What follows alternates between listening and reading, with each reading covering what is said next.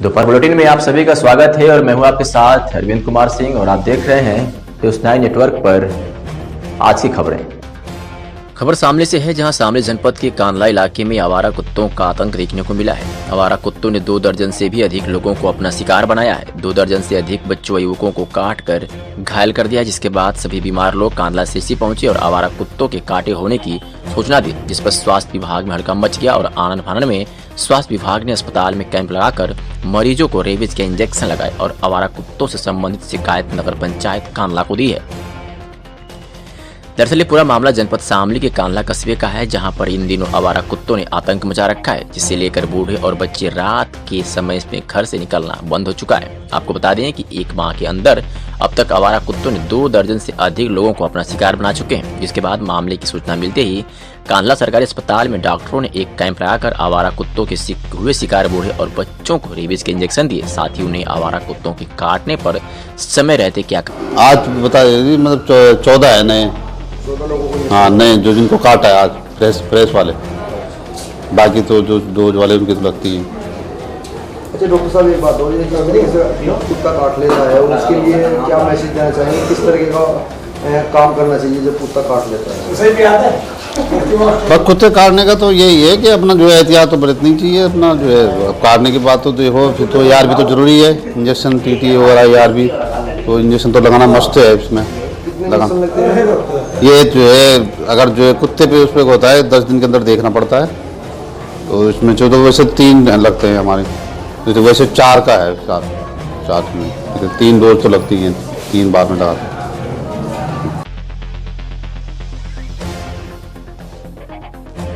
से है, जहां देश व प्रदेश की सरकारी महिला उत्पीड़न को लेकर लगातार सख्ती बरत रही है, वही दूसरी ओर आज भी समाज में कुछ ऐसे घृणित मानसिकता के लोग मौजूद हैं जो आज के परिवेश में भी किसी न किसी लालचवश महिलाओं को प्रताड़ित करने या उत्पीड़न करने से बाज नहीं आ रहे हैं, जिससे आज भी लगभग प्रतिदिन कहीं न कहीं हमें महिला उत्पीड़न की खबरें सुनने और देखने को मिलती रहती है।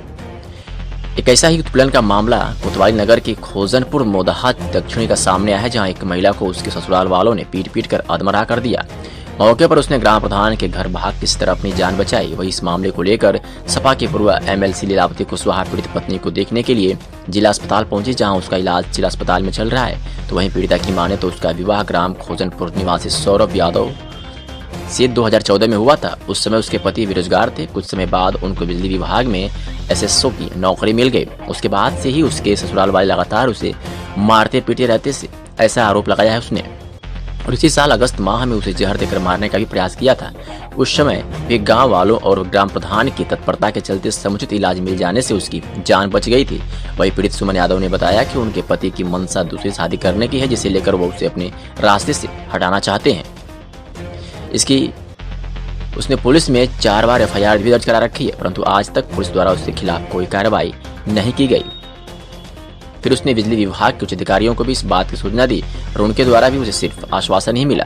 वही ग्राम प्रधान ने बताया कि आज सुबह जब वो अपने कमरे में थी, उसी वक्त उसने पति अपने 2 अन्य साथियों के साथ कमरे में दाखिल हुए और पहले तो जबरन उसके साथ बलात्कार करने की कोशिश की, पर सफल न होने पर वहीं पास में रखी लाठी उठाकर उसे पीटने लगे। इस पिटाई में उसके साथ आए युवकों के साथ उसके सास ससुर और पूरे परिवार वालों ने उसे पीट कर अधमरा कर दिया।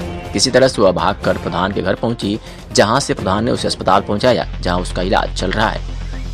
वही घटना के बारे में SP सिटी जयपाल सिंह ने बताया है कि घटना जानकारी में आई है। तहरीर मिलने पर उचित धाराओं में मुकदमा दर्ज कर कार्रवाई की जाएगी।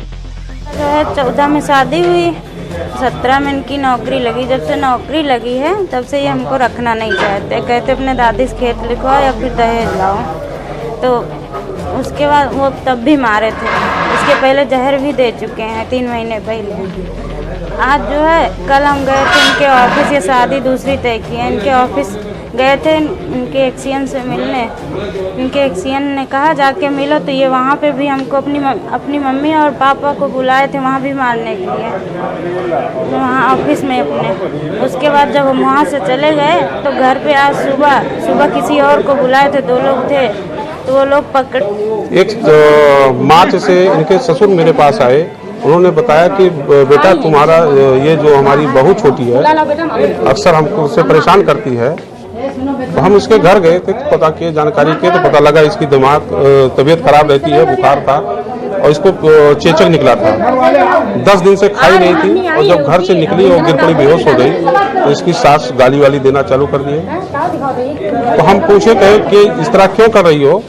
कहीं प्रधान जी आप जाइए, आपका काम नहीं, मेरा पारिवारिक मैटर है। हम चले आए, लेकिन कुछ दिन बाद पता चला कि इसको जहर दे दिए थे। फिर 100 नंबर पुलिस आई, ताला हम तोड़वाए, ताला तोड़वा के इसका जो है यहाँ पे हम हॉस्पिटल में भर्ती कराए। फिर इसका मुकदमा चला, 4 मुकदमा, 4 FIR हुई, लेकिन कोई कार्रवाई नहीं हुई। पुलिस आती थी, इसको जो है घर के अंदर करा देती थी, उसके बाद चली जाती थी पुलिस। यही कोतवाली नगर क्षेत्र में विवाहिता महिला है, अभी करीब 5 साल पहले शादी हुई थी। इनके साथ में पति और ससुराल जन मारपीट किए हैं। तो यहाँ पर तो है, बस मारपीट हुई है, लेकिन पोजीशन ठीक है, ट्रीटमेंट चल रहा है। और इसमें जो है जो भी तहरीर दे रहे हैं उसके आधार पर कार्रवाई की जाएगी। सर, तहरीर की बात करें तो इससे पहले 4 बार इसने तहरीर दी, अभी तक कोई कार्रवाई नहीं। वो सारे तथ्य देखे जाएंगे। अब इसमें जो केस रजिस्टर होगा और उसकी इन्वेस्टिगेशन चलेगी, तो पूर्व में जो भी उत्पीड़न किए हैं वो सब रिकॉर्ड।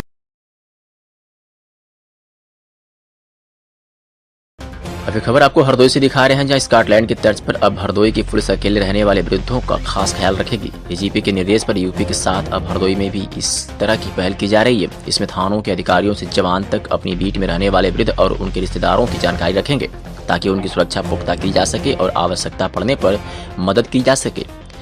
एसपी आलोक प्रियदर्शी ने बताया कि इसके एक नया नाम दिया गया है, सवेरा। इसके तहत सभी थानों को उनके थाना क्षेत्रों में अकेले रहने वाले वृद्धों की जानकारी जुटाने के लिए निर्देश दिए गए हैं। यह जानकारी एक विशेष फॉर्मेट में होगी। सभी थानों से यह जानकारी एसएसपी कार्यालय पहुंचेगी। एसपी कार्यालय पहुंचेगी, वहां से कोड रेड को सभी वृद्धों से सतत संपर्क बनाने और उनकी मदद के निर्देश दिए जाएंगे। अकेले रह रहे वृद्ध आवश्यकता पड़ने पर थाने या कोड रेड को सीधे फोन कर सकेंगे। फोन आते ही अधिकारी और कर्मचारी की टीम उनके यहाँ पहुंचेगी।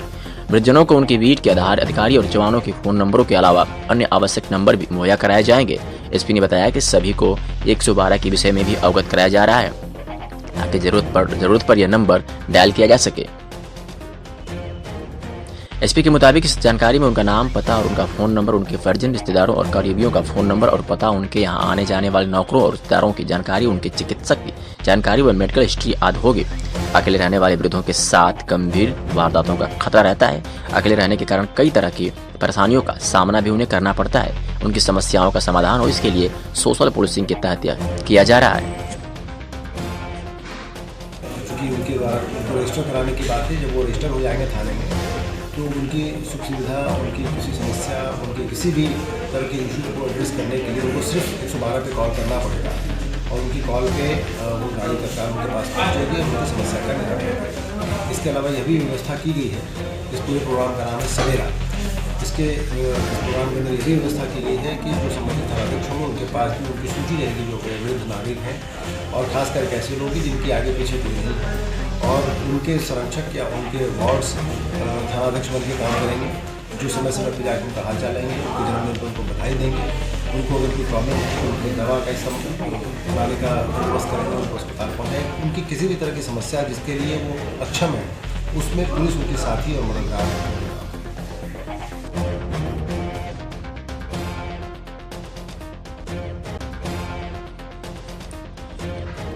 अब ये खबर आपको बस्ती से दिखा रहे हैं, जहां लखनऊ गोरखपुर NH 28 पर ट्राला और प्राइवेट बस में जबरदस्त टक्कर हुई। भिड़ंत के बाद दोनों में जबरदस्त आग लगी है। फायर ब्रिगेड स्टेशन के सामने घटना होने से आग पर जल्द काबू तो पा लिया गया, लेकिन सवारियों से भरा हुआ बस पूरी तरह जलकर राख हो गया।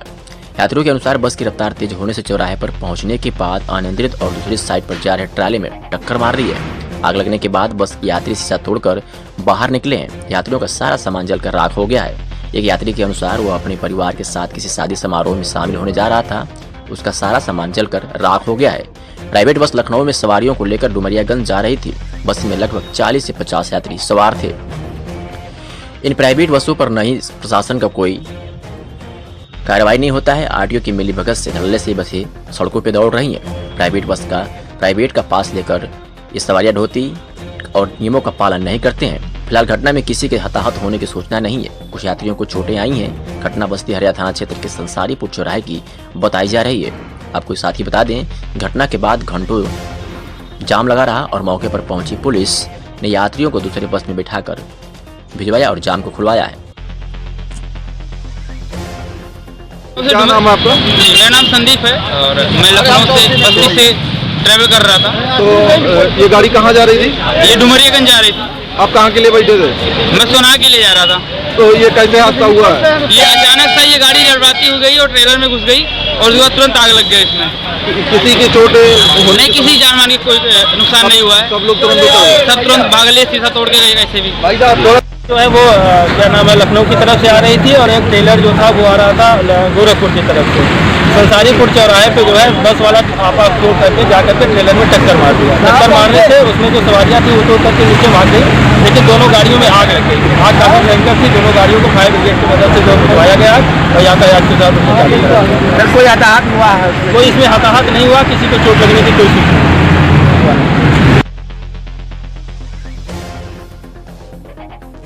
खबर आपको भोपाल से दिखा रहे हैं, जहां प्रदेश मुख्यमंत्री कमलनाथ ने गुरुवार को प्रदेश कांग्रेस कार्यालय में एक अहम बैठक बुलाई, जिसमें प्रदेश के कई बड़े नेता और प्रदेश सरकार के मंत्री एवं प्रभारी मंत्री शामिल हुए। बैठक में आगामी 25 नवंबर को मध्य प्रदेश और 14 दिसंबर को दिल्ली में होने वाले केंद्र सरकार के विरुद्ध प्रदर्शन को लेकर मंथन किया गया।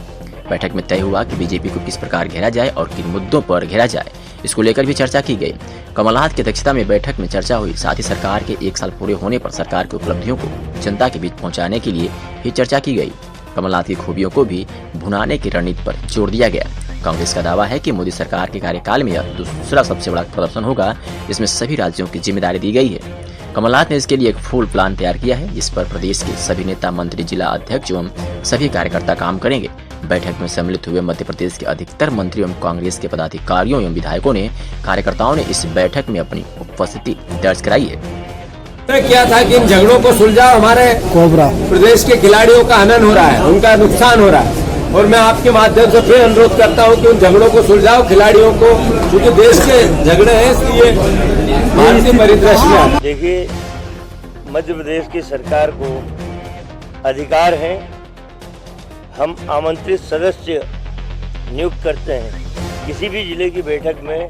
मैं जैसे खरगोन और उज्जैन का प्रभारी मंत्री हूँ, मैं 2-3 जो जरूरी लोग होते हैं उन्हें मैं विशेष आमंत्रित की सूची में रखता हूं, ताकि उनके बहुमूल्य सुझाव से हम जिला सरकार को लाभान्वित कर सकें। इस और दुनिया की ऐसी तमाम खबरों के लिए देखते रहें सिर्फ और सिर्फ न्यूज़ 9 नेटवर्क। आप चाहेंगे इजाजत, नमस्कार।